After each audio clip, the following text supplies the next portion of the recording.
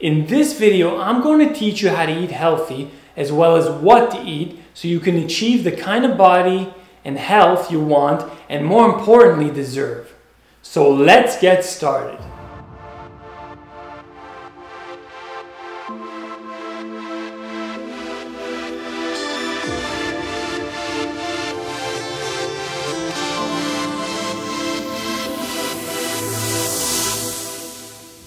If you're like most people, you probably understand the importance of eating healthy food. However, there's a good chance that you may be a bit confused when it comes to how to eat healthy, as well as what specific types of food to eat. There's just so much information out there these days, and the funny thing is, many of these so-called fad diets contradict each other. So it's hard to decipher what's actually healthy and what's not. However, over the years, I've been able to dig deeper into the subject and really try to figure out what's actually healthy and what's not. So I'd like to give you a little breakdown of what I've learned so far and how you can start to eat healthy yourself, as well as the types of foods you should eat to support your health, body, mind, and fitness goals. Step 1. Read food labels and ingredient lists. Smoking rooms wherever you are. It's just about clothes and Chakra here. The key to eating healthy is not to eat bad things. What are bad things? That is the question. putting the world on the line.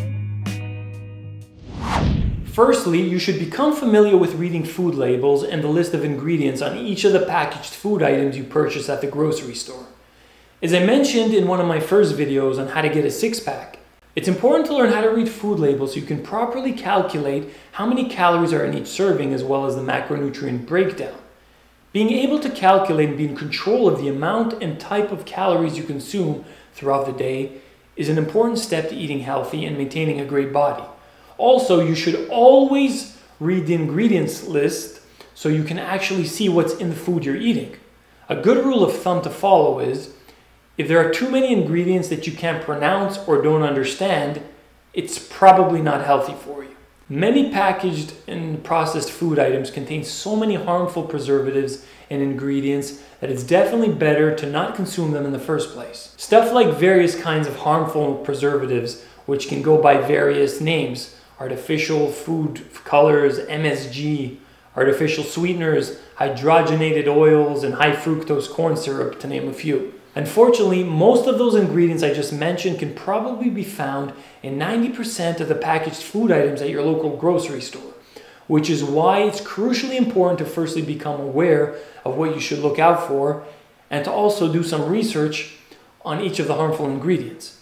Many of these ingredients are toxic to the body and are also linked to various conditions such as cancer, metabolic syndrome, diabetes, heart problems, and too many more to name. Many of them, such as high fructose corn syrup, will also make it much harder to lose stubborn belly fat and reach your fitness goals. So if you see any of these ingredients in the foods you currently eat, it's probably better to feed them to the trash and replace them with healthier, more natural options instead. The less and more natural ingredients, the better. Step 2. Limit carbs.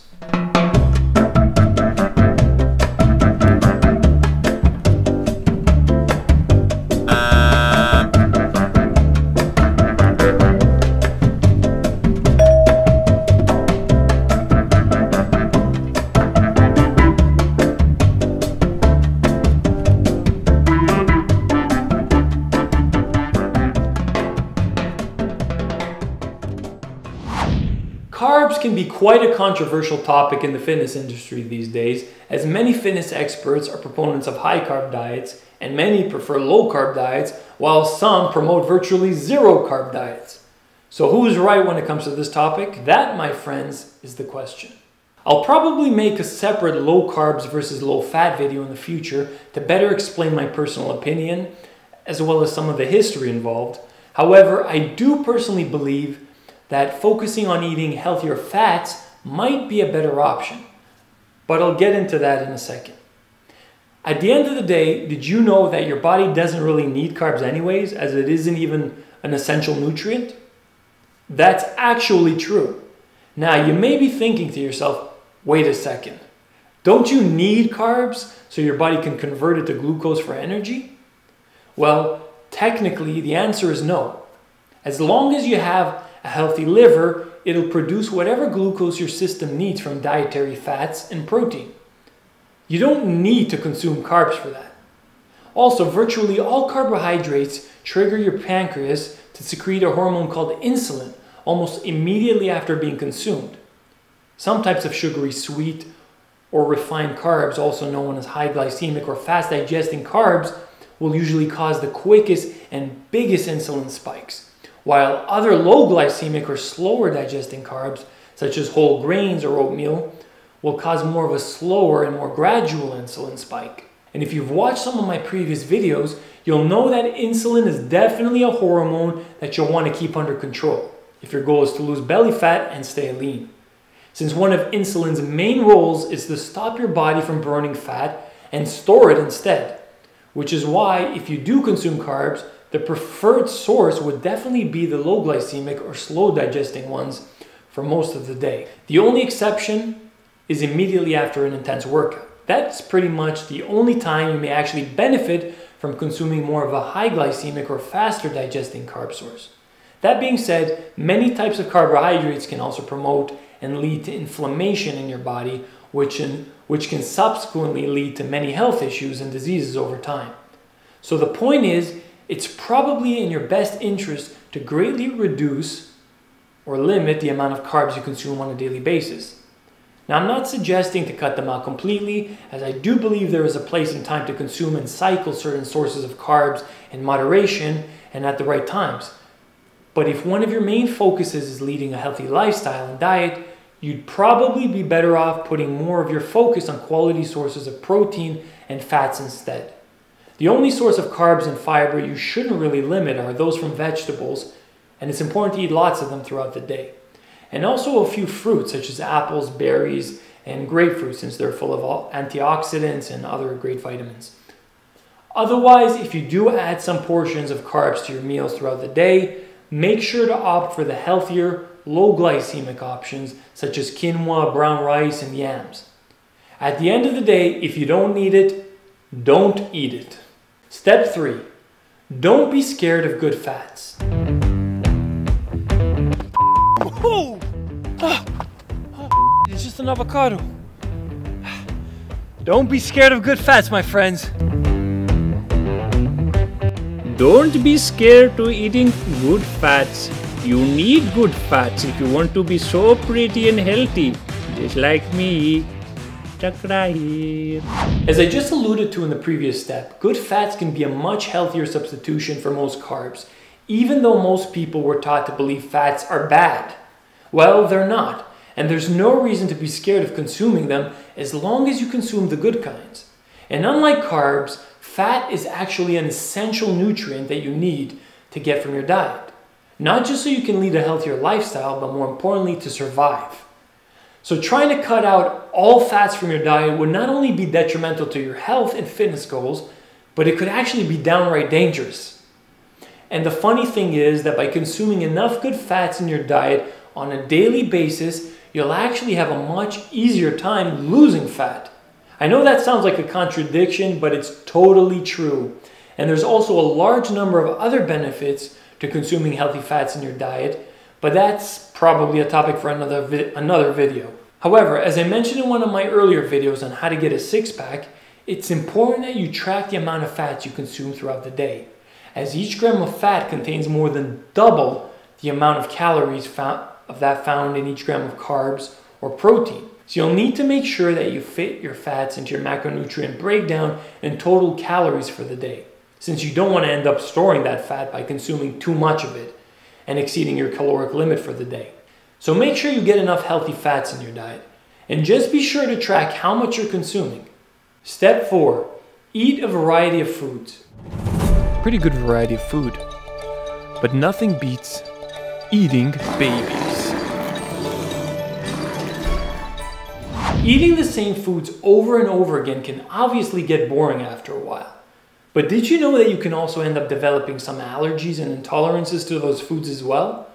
Also, you might end up becoming deficient in certain minerals, vitamins, or nutrients if you simply stick to the same bland eating routine day in and day out. Eating the same exact foods repetitively isn't always the best option. It's best to eat a variety of healthy foods in your diet and not follow the same cookie-cutter nutrition plan day in and day out. Make sure to switch up your sources of proteins, fats, and vegetables on a regular basis. And you should also introduce some fermented foods into your diet, as they are rich in probiotics and very good for maintaining proper gut health. Be creative and try new foods every now and then. And don't be scared to spice things up a bit. Literally, there are many health benefits to consuming a variety of spices in your diet, and they also help make your food taste great.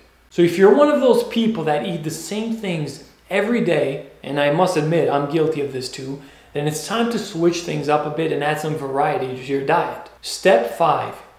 Eat organic and non-GMO foods. It's Uncle Billy here, and he grows his own organic fruits and vegetables in his own garden. If you can't do that, ride your horsey all the way to the organic shop and get your organic and non-GMO foods. It'll be well worth it, my friends. Yeehaw! Uncle Billy knows everything.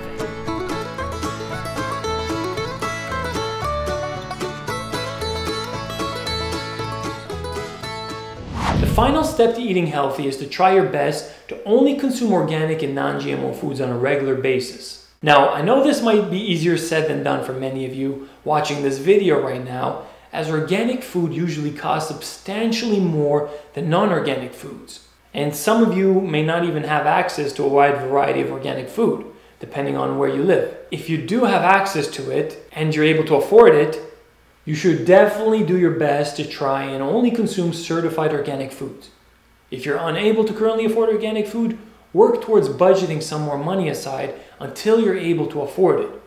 Or simply start switching over to organic fruits and vegetables first, as the difference in cost isn't as substantial as when it comes to purchasing organic meats, chicken, and fish. But the extra money you'd be spending on organic food will definitely be worth every penny to your overall health. And at the end of the day, if you don't have your health, you don't have much. So this isn't an area you should be stingy on. That being said, there are so many benefits to replacing your current food with organic foods instead, and I've already mentioned some of them in a few of my previous videos. But some of the benefits are that certified organic foods don't contain dangerous things like hormones, antibiotics, pesticides, herbicides, GMOs, contaminated fertilizers, and chemicals. The point is, all of these things can be very detrimental and dangerous to your overall health, and you're definitely better without them in your diet or body. If you have the ability and space to grow some of your own organic fruits and vegetables, that would be ideal and would also save you a bunch of money in the long run. However, if you're not able to grow a variety of your own fruits and veggies, you should definitely do your best to buy some instead. Also, when it comes to beef and dairy products, always try to choose the organic grass-fed option as opposed to the grain-fed option if you're able to afford it. Grass-fed meat and dairy contains less overall fat content, about 4 times more vitamin E, and about double the amount of healthy omega-3 fatty acids and CLA of that found in the grain-fed option. So it's definitely the best option for your overall health. In summary, the best way to eat healthy is to first become familiar with reading food labels, limiting your carb intake, start eating more good fats in your diet, make sure you eat a variety of nutritious foods, and always choose the organic food option when you can. Hope you learned a lot and enjoyed watching my How to Eat Healthy video. If you did and would like me to share many more videos like this, please support my YouTube channel by subscribing so you can get updates whenever I upload new videos. And let me know if you like this video by giving it a thumbs up below. Also, leave a comment if you have any questions or would like to request any future video topics you'd like me to post. And as I always like to say, a life worth living is a life worth improving. Eat healthy, my friends, and go and get some abs now! Hey everybody, Uncle Billy here, and he grows his own organic foods and fruits and Hey everybody, Uncle Billy here, and he grows his own organic fruits and vegetables